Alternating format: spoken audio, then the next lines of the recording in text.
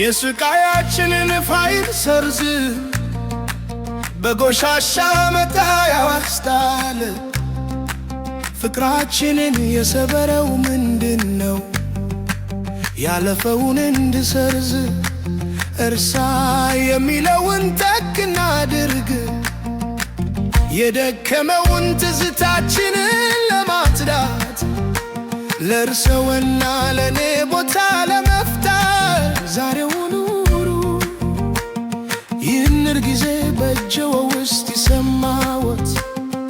ወደፊት ያለውን እንተወው።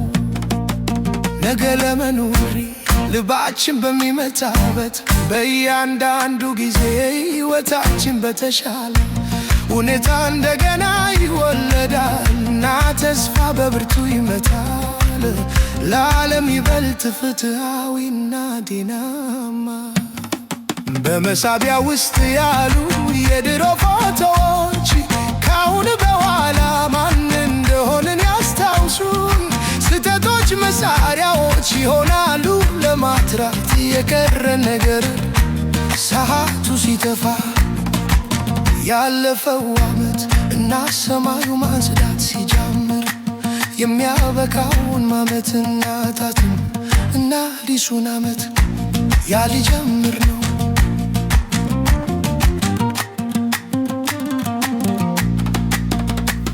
እያንዳንዱ እርምጃ ወደፊት መጨረሻው ነው። መልካም ያላደረግነው ነገር ላይ ላዩን የነበረው ነገር የወደፊቱ ጊዜ ነገ ብቻ ነው። መቸኮል አያስፈልግም። ፍቅሩን በጥልቀት ይተንሱ። በአየር የተነከረ ሳንባችንን የሚሞላው ያለ ፍርሃት ከኔ ጋሩ ሕይወታችን እንደገና ለመጀመር ልብ ሲሮጥ ምልክት ይመስላል ገና ጊዜ እንዳለ ሁሉንም ነገር እንደገና ለመጀመር እና የሚጎዳውን ለመቀየር እያንዳንዱ ምት ግብዣ ነው። ሌላ ሕይወትን ለመሞከር መኖር ዋጋ ያለው ነው። ታሪካችንን እንደገና ለመጻፍ ያለ ኬም በፍቅር ብቻ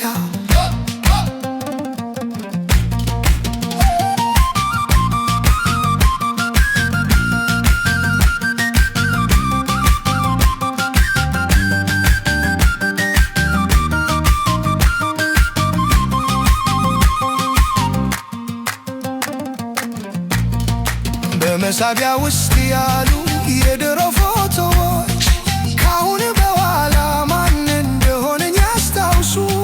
ስህተቶች መሳያዎች ይሆናሉ ለማትራት የቀረ ነገር ሰዓቱ ሲተፋ።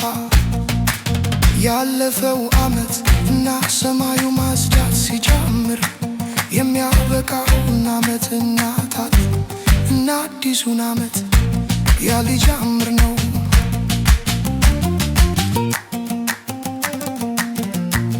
ዙሪያውን ተመልከቱ። ሁሉም ነገር ይለወጣል።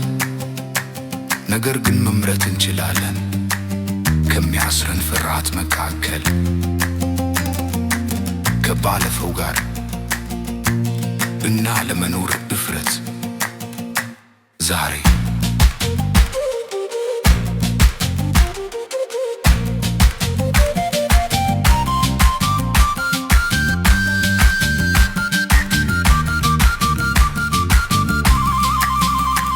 የወደፊቱ ጊዜ የሚመጣው ነገ ብቻ ነው።